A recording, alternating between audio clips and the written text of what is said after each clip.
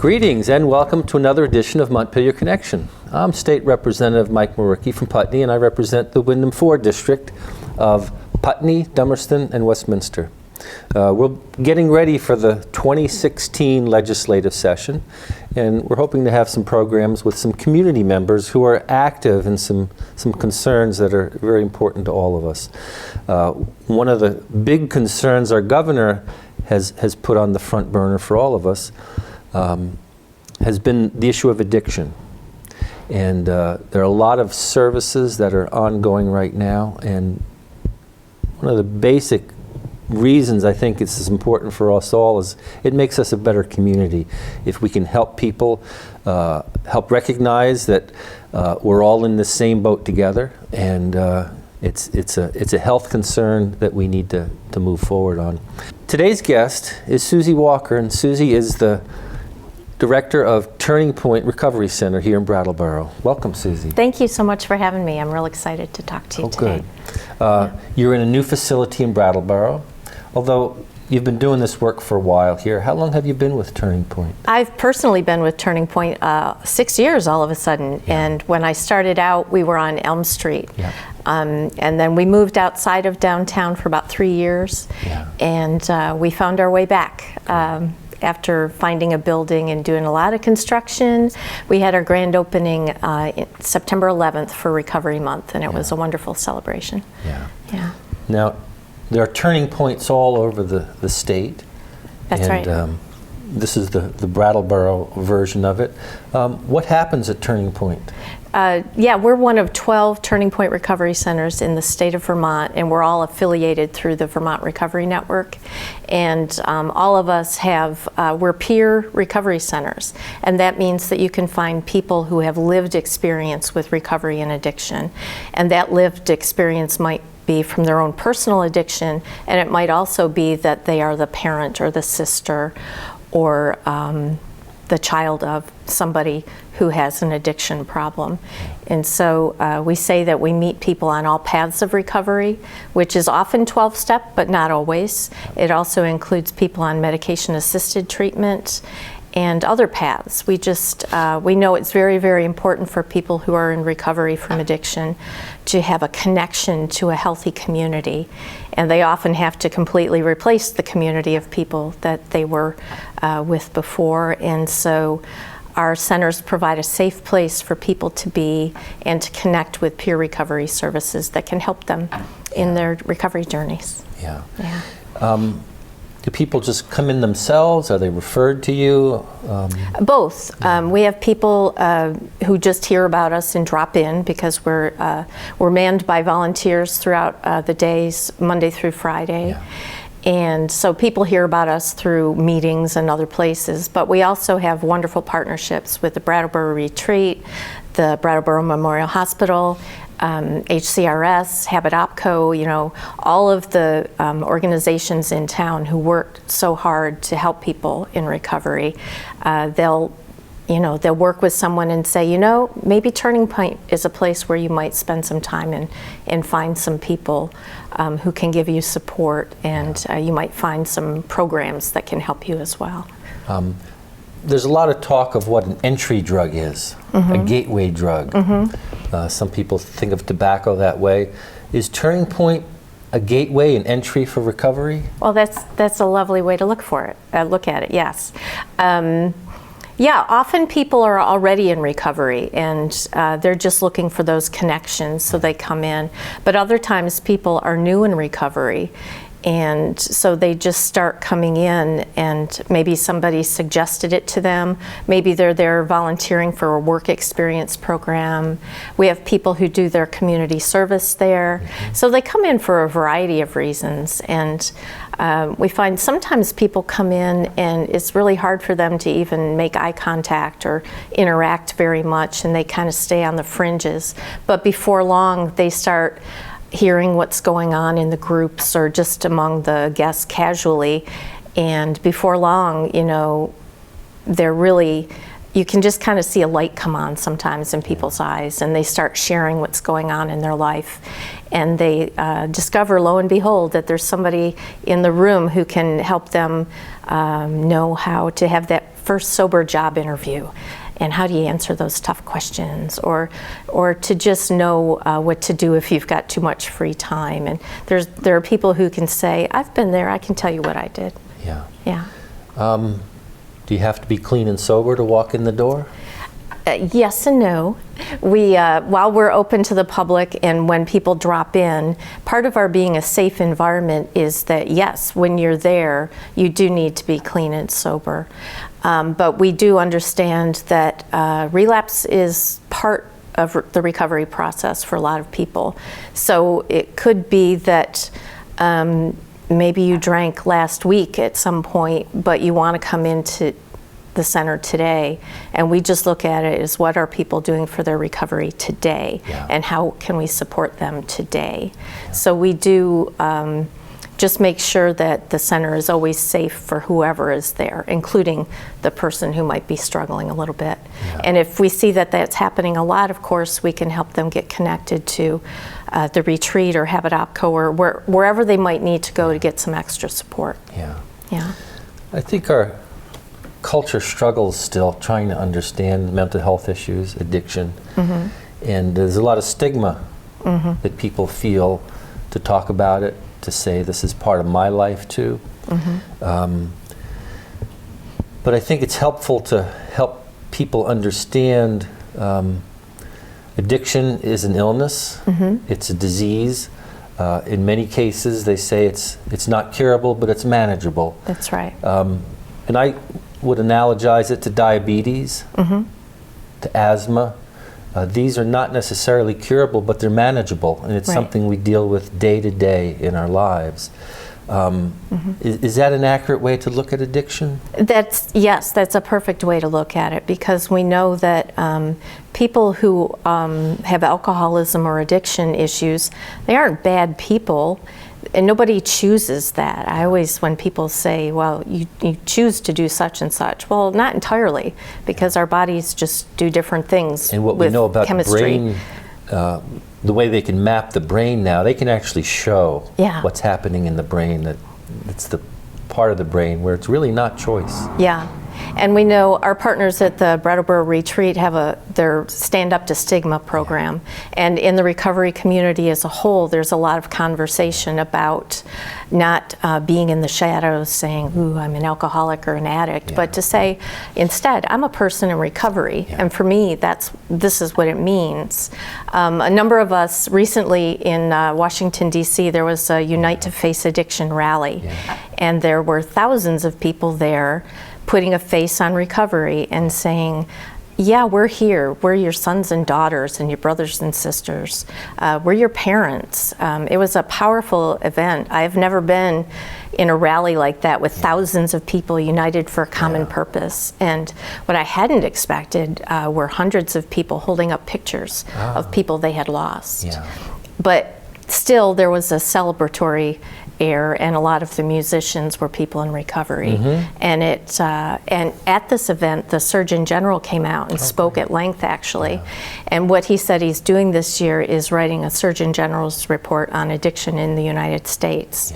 And we're thinking it's comparable to years ago when the Surgeon General did this for smoking and tobacco, and then later when the Surgeon General did that for AIDS, that it's a real shift in the way people are thinking of addiction. And let's look at people who are struggling with addiction with some compassion, and let's give them hope rather than the shame that just really, it makes people stay in addiction rather than come out and find hope in recovery. I feel like our governor has done a lot of good work in this regard. A couple of years ago, he dedicated his State of the State address to the reality of addiction right here in Vermont. And we can't forget, Vermont is no different than any other place. Different levels of addiction, from alcohol to heroin, opioids. Has that helped, from your perspective, to help bring more people into recovery, to get more resources? I think so. I think there's certainly been more resources and more attention. And here in Vermont, we have a hub and spoke system, which is the providers either dispense the medications that people might need daily or weekly, or they prescribe the medications that they can get. And that part of that is that it's not all about the medication, but you need other supports to help you in your recovery. And so the governor's message has been very helpful that way, and all of the communities around the state. He also had an opiate forum last June, I think, a year ago June. Yeah. And here in our community, the Windham Opioid Response Group has been very active, and there's still a group of people that get together. We're now doing it quarterly to just talk about what issues are going on in our community and what we can do to help people. Yeah. And it's also just it's shining a light that says, yeah, these people are struggling and they need our help. They don't need to be disenfranchised, and they don't need to be we're talking about a lot about criminalizing addiction, and how, if somebody's already got an addiction issue and then they end up going to jail, they come out with kind of two strikes against them, and it's so hard. It just makes recovering from one or the other very difficult. So there's just a huge movement about looking at people with compassion and what can we do to support, and again, including the families of these folks. Yeah. Up in the State House last year during the session, I was talking, I think it was Mark Ames, the head of the Vermont Recovery Networks, and one of the things we were talking about is to try and get a center like this up in the northeast part of Vermont. And somebody asked him, so what's the importance of it? And he said, it's great that we're getting more services out there for people. We're having more addicts prescribe buprenorphine to help with their addiction, but they need more than that. They need people to connect with as well, and that's where the recovery centers come in. Is that what you're seeing? That's very true. It's for people on medication-assisted recovery, but also for other people. And we know this from the recovery world, that putting down the drink or the drug or the behavior, whether it's gambling or whatever it is, that stopping that behavior is the first thing you need to do, but then there are a lot of other lifestyle changes that have to happen, and it's hard to figure out what those things are all by yourself. And so one thing that all the centers have is something called recovery coaching. Yeah. It's kind of a life coach who's got that focus of a recovery. Now, is this different than a sponsor, a 12-step? It is. Yeah. A sponsor is going to be working on very specific to recovery things, like if you're in the 12-step world, doing your inventory or doing your amends, or how many meetings have you been to recently. A recovery coach, we look at the things that are going on in your life to see how we can protect your recovery. So if you put the recovery at the center, and then we look at, do you have stable housing? If you're living with somebody who's using or selling, then if you're rock solid in your recovery today, that might not be an issue. If you're having a difficult time, it might be too tempting for you. And we look at the job situation. I always kind of joke that maybe that bartending gig isn't such a hot idea anymore. And we look at the transportation barriers and just all the things that are around your recovery, that if you look at things in a very holistic way and look at the relationships you need to repair and the various things you need to do, if all of that you build a nice little nest around your recovery, and you make it precious and you protect it. Just before we started filming, you mentioned the idea that I think you said the opposite of addiction is connection? Yes. Is that it? There's a lovely TED Talk. I love TED Talks. Yeah. It's called Everything You Think You Know About Addiction Is Wrong. And part of what he talks about is that the opposite of addiction is not sobriety. The opposite of addiction is connection. And what we see often with people who are struggling with alcohol and addiction is that they have lost more and more people from their lives, and they ultimately end up very, very alone. And so the recovery process is also about, if you can shed that stigma enough to come out and say, hey, I need help, and then there are people there extending a hand instead of doing this, then you have a chance to be drawn in to the recovery world, and you have a chance to make a new start, not on your own, because it's really hard on your own. Anything is. Yeah. One of the things I've experienced as a man and among a lot of the men I know, it's really hard to ask for help. It's hard to admit that somehow we're not measuring up to what we hope we do. But I know that at those times that I have looked for help, I've been much better off for it in all sorts of areas, whether it's seeking out counseling myself or just going to a doctor sometimes. Yeah. I tell the story of talking to some guys, and I was trying to let them know that I'd done some work with a counselor, and it was really helpful to me, and it was just like seeing any other doctor. And I said, well, if you broke your leg, you wouldn't think twice about going to see the doctor. And one guy said, well, depends upon how bad it was broke. Well. So I think that piece happens in the culture of men a little bit more than women. And I don't know if that's your experience here, but That could be. Is there a place for men to easily walk in and meet other men there who can share their story and what it is to be a man in recovery? Sure, and actually... or women? Anyone. The recovery process initially too is you're very vulnerable, but you can be vulnerable with other people who understand. Yeah. And so they can give you the space you need, so it happens on your time. Yeah.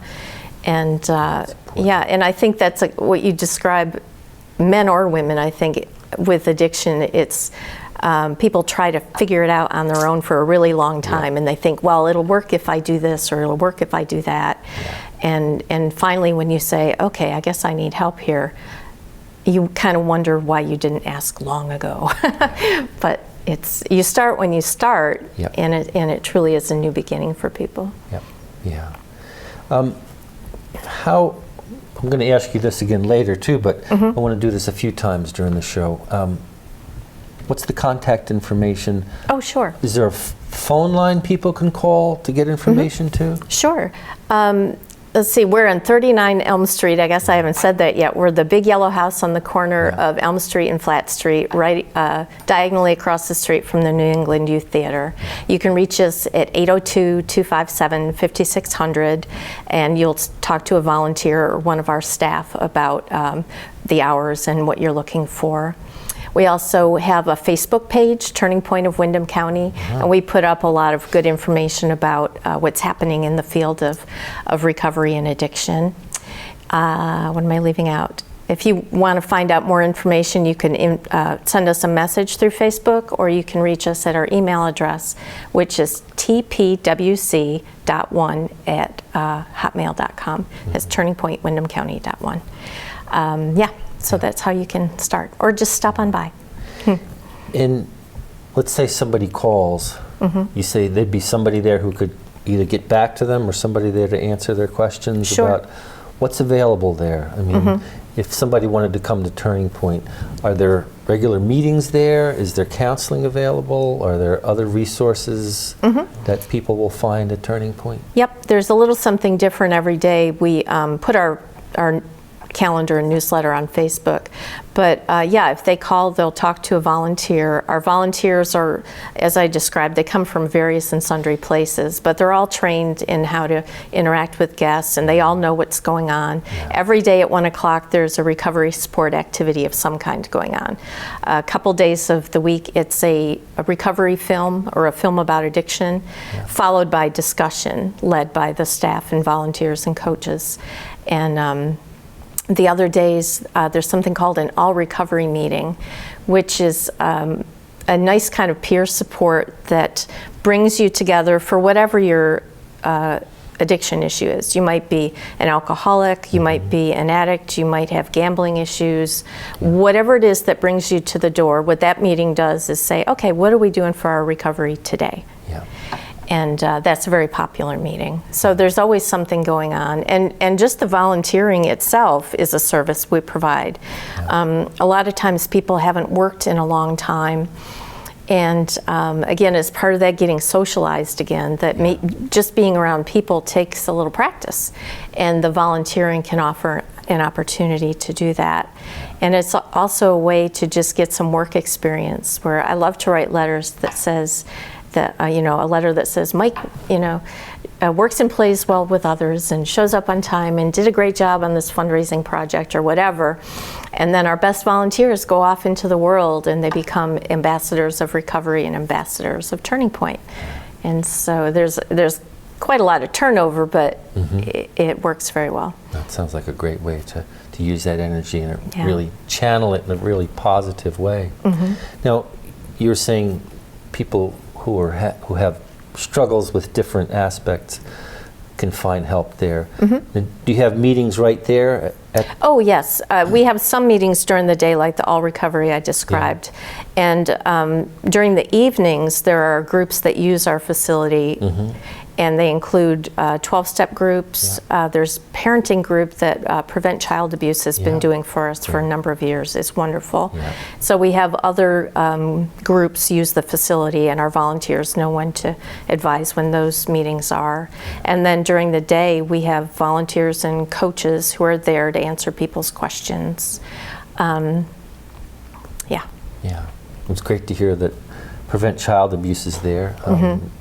It's probably 25 years ago now that I worked for them. Oh, really? And it was actually called called Parents Anonymous at that time. Oh, I didn't know that. And it wasn't a 12-step group though, and for some people it was misleading, and I think it was not a good name. Yeah. So I think this is a better name, but they do great work. They've got one program that's, I think it's called Parents in Recovery, but it's for people, it's specifically about recovery for people who, if you're in recovery and you've got a job and children, you've got all this life stuff to manage, how do you manage your recovery in that process? And there's also, we see a lot of kinship relationships where grandparents and aunts and uncles suddenly are parents to children because someone's in jail or treatment or is just gone. And we see that a lot. And I know, I always joke, if somebody gave me a 7-year-old, I wouldn't know what to do. So having a program like that is just another way of supporting people to continue on their journey. It's a wonderful program. So we're getting ready for the next legislative session. Here's your chance to tell one of your legislators what you think should be happening. That would be helpful. Yeah. What are your ideas?